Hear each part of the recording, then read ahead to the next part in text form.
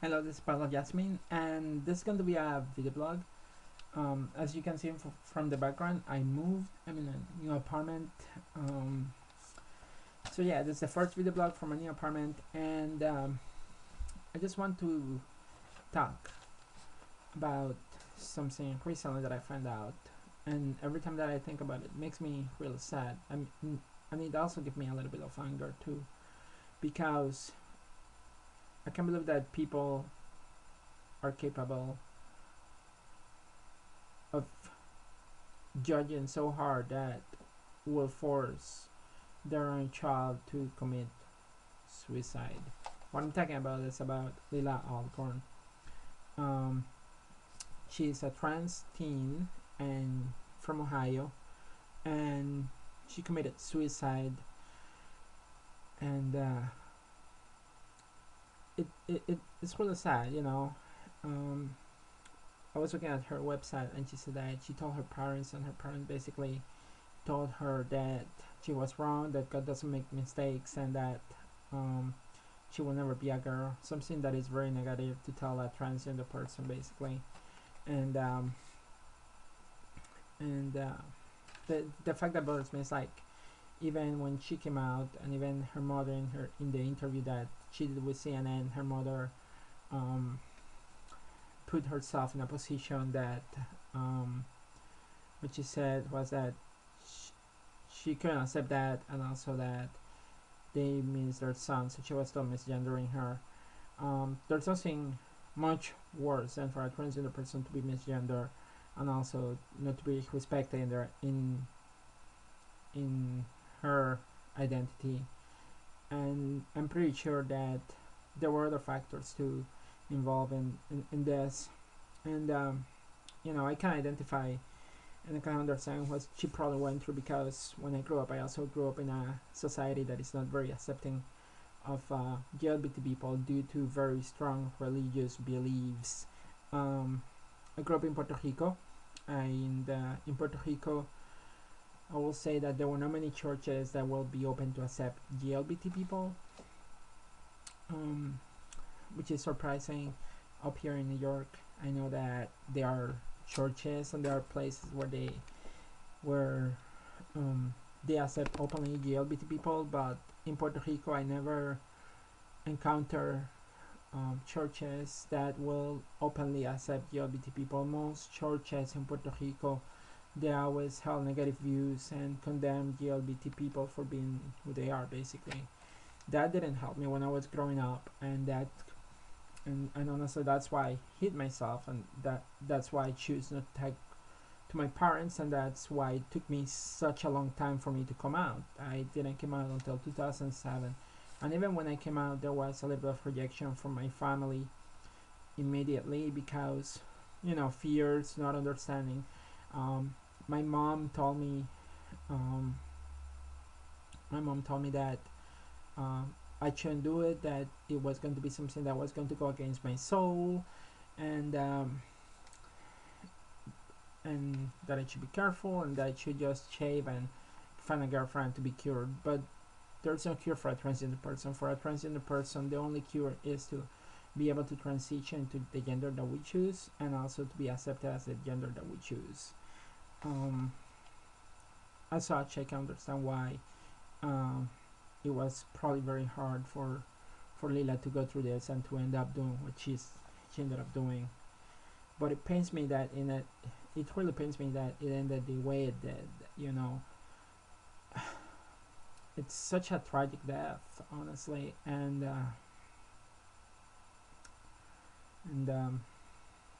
and I just wish it didn't end it that way. You know, because it's a young person that just ended their her life, and and she could have had a very different life.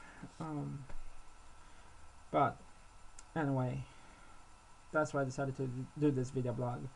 Um, I, as I said, growing up, um, I'm gonna look at my notes because I was supposed to do this earlier, so I don't remember too much. Anyway, one of the things that I feel is like I think it could have been possible for Leelah to find another option. Like for me, my option became true. It's not the best option because I basically delay saying, and even if you are old, there's always hope. There's no the thing. One of the things that I think she was concerned was that she will have to wait till later, and it wasn't going to be the same. But it's still possible to transition later in life.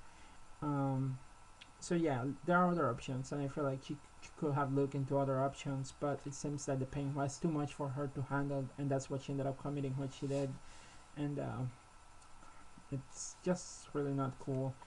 And I know that going through this, like from my personal experience, I said it's very tough, especially because there are times that you're on your own. And like when I came out,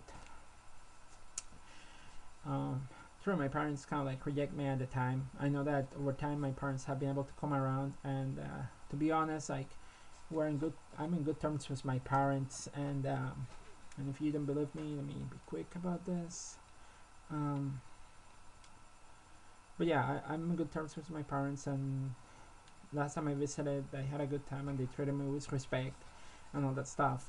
But going through this, sometimes when I came out, I was willing to pay the price and the risk of being alone and being rejected by my own family. It's a price that some of us in our community, when we come out, ended up paying a lot. We lose our loved ones, we lose our parents, we're even judged by them, and it's not fun. This shouldn't be happening. There are teens that end up being homeless. There are teens that end up doing what Leelah did because of losing the support of their parents. Um, which brings me to say this to parents that are having transgender child. I beg you, don't do that. Just accept your child, find the best help that you can find. Don't let your religious belief um, get over take over, because honestly, like, praying doesn't work. I've been there, I've been done that, before. When I was younger, I used to pray to God to not to remove all these feelings away from me, and they never went away. So praying doesn't work. Reparative therapy by Christian people doesn't work. No, it doesn't work. It really doesn't work. It does more damage than just letting your child be who they are and accepting them and supporting them on that. Yeah, it can take a long time to to accept that, but it is possible. But you have to have an open mind, and in the end, it's like loving your child. Um, to trans people and to other teens who are facing similar problems, please consider other options. Keep fighting. Keep looking at other options that you can do. Try to move to a different place if you need to. It's not easy when you move far away, and I ended up doing that myself. I moved from Puerto Rico. I moved to New York. Part of it was because of graduate studies, but also I looked online and I found out that there was help, and there were groups and all that stuff, which helped me a lot when I came out. So yeah, look for options of like moving away or things like that to a place where you have access to the support that you need. And if you don't have support, contact other people. You know, you are not alone in this, and there are always others around you that we can accept you. We love you, and we'll always support you. And even if we're far away, we're here for you. So don't hesitate, contact another trans person. I think in our community we need to be more other transgender people need to be more open and more accessible to help people that may be going through a tough situation, to be open to hear them, give them a chance to speak and share, and even to a point of like checking with each other. Hey, how you doing? Making sure that we're doing okay, because as I said, going through this is not easy, and being alone can force your brain to think in a certain way and can lead you to even do things like this. Now, here's the sad part, and a lot of people are going to be angry when I say this, but to religious conservative leaders, I blame you responsible for this, in part, because it is you who go to the pulpit and you say negative things about GLBT people that probably are not true. We may be sinners and all that stuff, but to say things that are highly negative that can affect the self-esteem of a person, regardless whether they are a teenager or an adult. What you say in pulpit is wrong. If you don't know a GLBT person, better not speak about them. To those that are GLBT, I'm sure we all agree in this, that we can be people that contribute good things to society. GLBT people can be people that contribute good things to society, that contribute positive things in society, and also that can do good in society too. We're not evil, we are not sinners. So conservative Christian, it's time for you to change your what you say to people in churches, because it's basically forcing some of us in our community to commit suicide and to kill ourselves, because we feel like we're not accepted and that there will never be hope for us. So time for all of you to change that. And if you don't believe me, what I mean is the following: and you can get your own Bible, your own little book, and search. Yeah, I may be an atheist, but I have my own Bible. You can get your own Bible, search it. Matthew 7:1-2. Judge and be not judged. For what measure you judge, you shall be judged. So yeah, don't judge others, because you're not God. You're just another human being. And even if you believe according to what you believe, because there are things in the Bible that some people probably ignore, you don't say that you're going to follow the Bible literally completely, because that is not true. Because hey, the Bible says you can't eat pork, and I'm pretty sure that some of you conservative Christians leaders enjoy eating roasted pork and barbecue and all that stuff. So don't come and say that you follow the Bible completely literally, because you don't.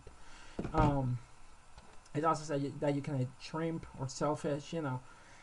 There's a bunch of stuff in there, and you don't follow all of that is in there, but you still keep sending a negative message, even though we're in 2014 and we know that it's biologically possible for people to be gay and transgender, and we do exist, but you still continue pushing those passages that try to force GLBT people to be afraid of who they are, and basically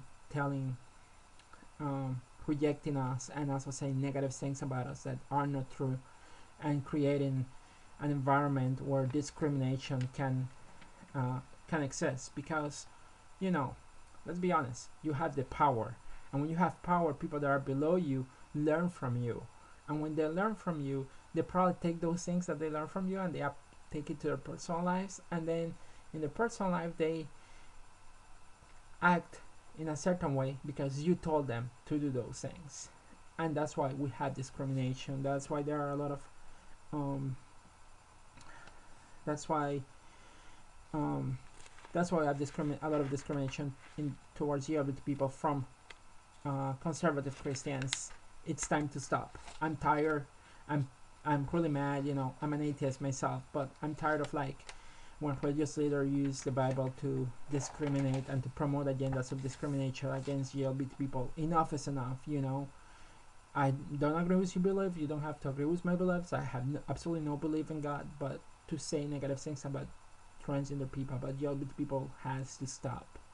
And if you don't stop, you will get more people like me getting angry at you, and I'm really angry at you guys. I'm trying to raise my voice because my roommate is sleeping and it's at 2 a.m. in the morning. So, but seriously, I'm really tired. I'm really mad at what you guys are doing. All preachers who say negative things about LGBT people. It's time for you to change that. It's time for you to stop. It's time for you to read your Bible, read Matthew 7:1 and 2, read Mark or wherever it is that it says that love thy neighbor, because we are your neighbors. We do exist. We should be treated with dignity and respect. Every human being in this earth, doesn't matter what race, what religion, who they worship, how they look, whether they are trans, gay, lesbian, straight people, doesn't matter who they are, deserve to be treated with dignity and respect, regardless. And if you cannot do that, then don't call yourself a Christian, because you are not being very Christian-like.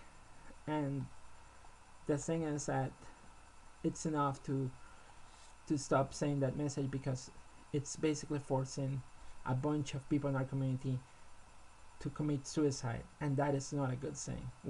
Our community is losing people for they being who they are, and you rejecting them and basically condemning them. We are not bad people, and if GLBT, some people are watching and they're in the community and they are religious or they are struggling with religious belief, know this: you are not a sinner. You are not going to go to hell. You are okay. You are a human being, and you deserve to be treated with dignity and respect.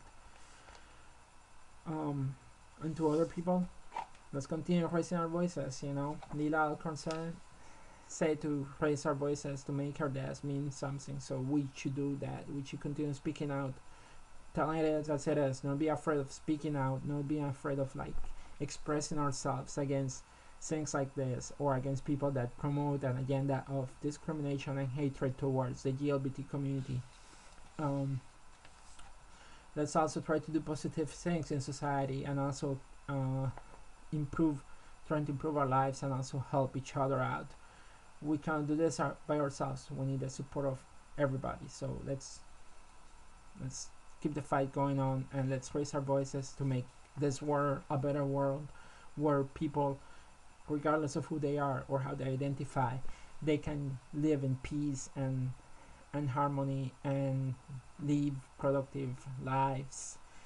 So yeah, that's it for now, and peace out.